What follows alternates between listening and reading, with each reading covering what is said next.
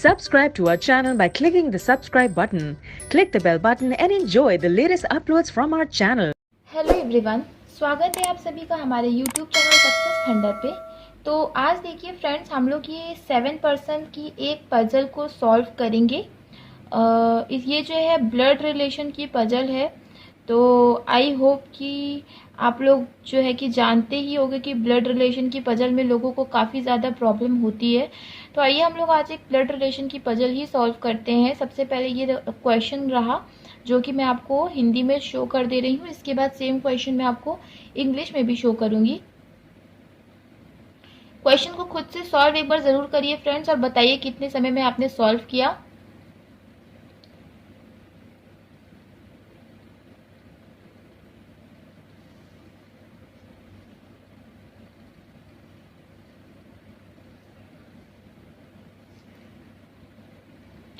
अब ये रहा फ्रेंड्स, सेम क्वेश्चन है इंग्लिश में भी।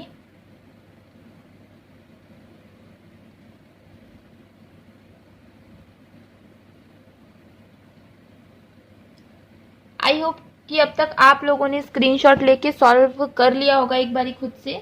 अब चलिए देखते हैं कि कैसे इस क्वेश्चन से डील करना है। तो देखिए फ्रेंड्स, क्वेश्चन में स्टार्टिंग में क्या लिखा है, there are 7 persons in a family. एक फैमिली है जिसमें कि 7 लोग हैं। 7 लोग कौन कौन है, A B C D E F और जी। ठीक है, 7 लोग हैं। All of them related with each other in a order. ठीक है, सभी लोग जो है एक दूसरे से रिलेटेड है किसी न किसी एक ऑर्डर में।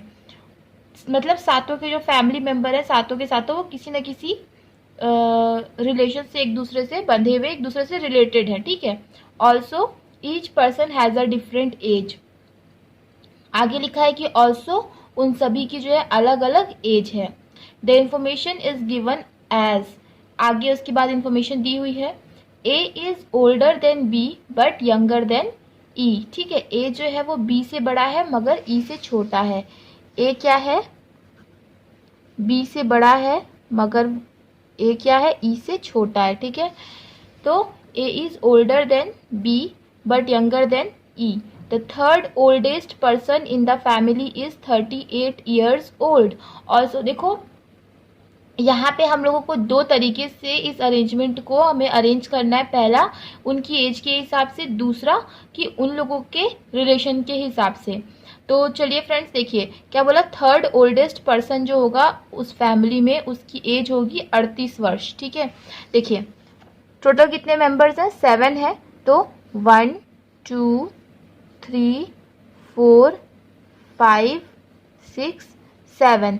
यहाँ पर जो तीसरा ओल्डेस्ट पर्सन होगा उसकी एज होगी 38 ईयर्स। तो इस तीसरा ओल्डेस्ट मतलब 1 2 3, ये तीसरा ओल्डेस्ट है तो इसकी एज कितनी होगी, 38 ईयर्स की होगी। आगे क्या लिखा है, देखिए आगे लिखा है B is the sister of A. B जो है वो क्या है, ए की सिस्टर है। ठीक है, तो बी क्या है, ए की सिस्टर है। तो बी क्या होगी, सिस्टर होगी। देखो एक चीज़ मैं हमेशा करती हूँ ब्लड रिलेशन के क्वेश्चंस में, चाहे वो ब्लड रिलेशन का नॉर्मल क्वेश्चन हो या फिर कोई ना कोई एक पजल से रिलेटेड हो, आपको भी ये चीज़ हमेशा फॉलो करनी है। कभी भी आप ब्लड रिलेशन के क्वेश्चन को सॉल्व कर रहे हैं तो हमेशा क्वेश्चन सॉल्व करते समय जो मेल है और जो फीमेल है उन दोनों के बीच में डिफरेंशिएशन आपको ज़रूर करना है।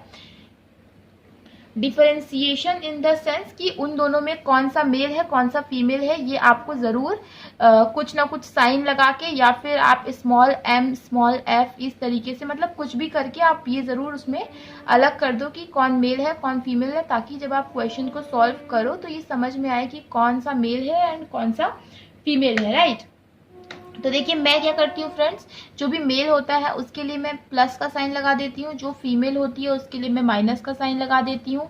आप भी चाहो तो कोई भी साइन लगा सकते हो, ये आप पे डिपेंड करता है। बाकी जो लोग मेरे रेगुलर व्यूअर होंगे वो तो ये बात जानते ही होंगे कि मैं ऐसा करती हूँ। तो देखिए क्या है कि लिखा है कि बी जो है वो सिस्टर है ए की। तो यहाँ क्या था, लिखा था सिस्टर लिखा था, इसका मतलब बी क्या है, फीमेल है, तो इसीलिए मैंने माइनस का साइन लगा दिया। बी क्या है, सिस्टर है किसकी, ए की। राइट, आगे देखिए सी इज द फादर ऑफ ए। ठीक है, ए का फादर कौन है, सी है। अब देखो फादर है तो अब आप ये समझ गए होंगे कि अगर वो फादर है तो डेफिनेटली वो क्या होगा, मेल होगा। ठीक है, तो मैंने यहाँ पे प्लस का साइन लगा दिया बिकॉज वो मेल है। अब देखो सी क्या है, ए का फादर है। अब चूंकि बी जो है वो सिस्टर है ए की, तो मतलब सी ए का भी फादर होगा और सी बी का भी फादर होगा, राइट। ये तो अंडरस्टूड सी बात है। The third youngest person of the family is 35 years old. जो थर्ड यंगेस्ट पर्सन है वो 35 ईयर्स ओल्ड का है। थर्ड यंगेस्ट पर्सन देखिए 1 2 3, यानी इसके बारे में बात की जा रही है। तो ये क्या होगा, थर्ड यंगेस्ट मतलब थर्ड सबसे छोटा जो होगा वो 35 ईयर्स ओल्ड का होगा। यही तो लिखा था, third youngest person of the family is 35 years old. तो थर्ड यंगेस्ट यही होगा, जो सबसे थर्ड नीचे से जो छोटा होगा वो। तो ये क्या होगा, ये बंदा जो भी होगा वो 35 साल का होगा। आगे लिखा है G is the oldest person of the family. ठीक है, जी ओल्डेस्ट है तो यहाँ लिख देते हैं G is the oldest person of the family. B is the niece of F. B जो है वो किसकी नीस है, बी किसकी नीस है, बी एफ की नीस है। ठीक है, एफ की नीस है, मतलब बी जो है वो एफ की भांजी है। मतलब एफ क्या होगा, वो सी का ब्रदर होगा या तो फिर ब्रदर इन लॉ होगा। ठीक है, सॉरी, या तो ब्रदर या ब्रदर इन लॉ, और या तो सिस्टर या तो फिर सिस्टर इन लॉ, दोनों में से कुछ ना कुछ एक होगा। तो क्या लिखा हुआ था, B is the niece of F, तो हमने बना दिया। E is older than B. आगे क्या लिखा हुआ है देखिए, आगे लिखा है E is older than B. E जो है वो बी से बड़ा है। ठीक है, ई बड़ा है बी से, तो हमें ऑलरेडी पता है। आगे F is the husband of A. F is the husband of E. तो अब देखिए फ्रेंड्स, अब एफ क्या है, हस्बैंड हो जाएगा किसका, ई का। ठीक है, तो अब आप ये समझ गए कि जो एफ होगा वो बी का क्या होगा, अंकल होगा। ठीक है, आगे बढ़ते हैं। G and D are married couple. ठीक है, जी और डी क्या है, मैरिड कपल है। तो अभी कोई इन्फॉर्मेशन है नहीं, तो हम ऐसे लिख देते हैं कि जी और डी क्या है, मैरिड कपल है। आगे C's mother is 69 years old. C की जो मदर है, मतलब देखो सी की भी कोई ना कोई मदर है। ठीक है, तो मतलब जो सी से भी ऊपर आएगी, तो सी की भी मदर है जो कि सी से भी ऊपर आएगी, और वो क्या है, 69 ईयर्स की ओल्ड की है। ठीक है, तो सी की मदर है, मतलब यहाँ माइनस का साइन लगाएंगे। ठीक है, तो आई होप ये फिगर थोड़ा सा शायद हौच पौच हो रहा है, तो एक हम नेक्स्ट फिगर बना देते हैं, दूसरा थोड़ा सा।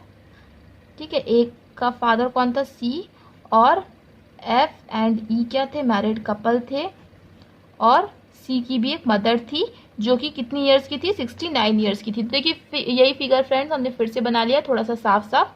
तो जो सी की मदर है वो क्या है, 69 ईयर्स ओल्ड की है।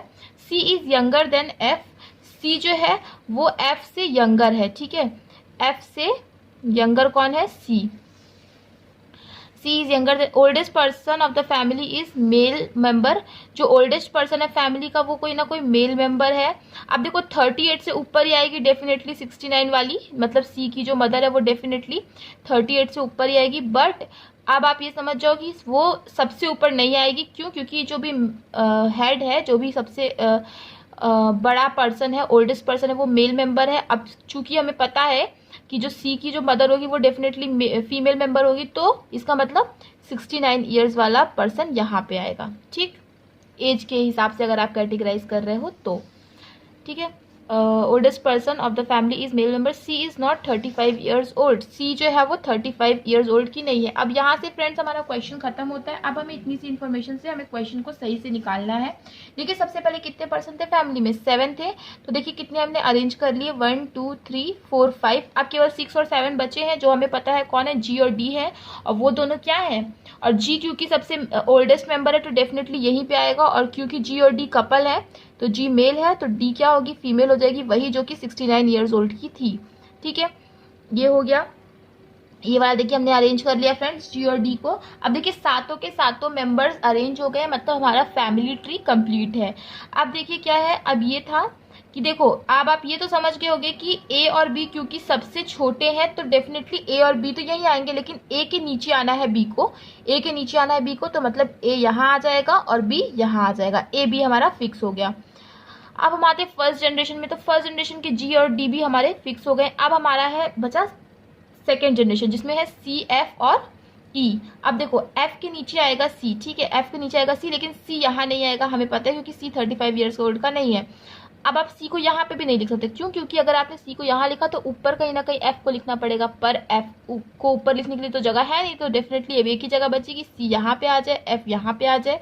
अब केवल ई ही बचा तो ई यहाँ पे आ जाएगा, मतलब ई हो जाएगा 35 ईयर्स ओल्ड का।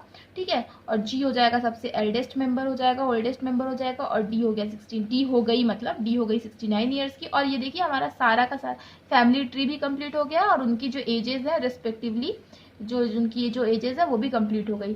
तो इसी तरीके से फ्रेंड्स आपको इस क्वेश्चन को सॉल्व करना होता है।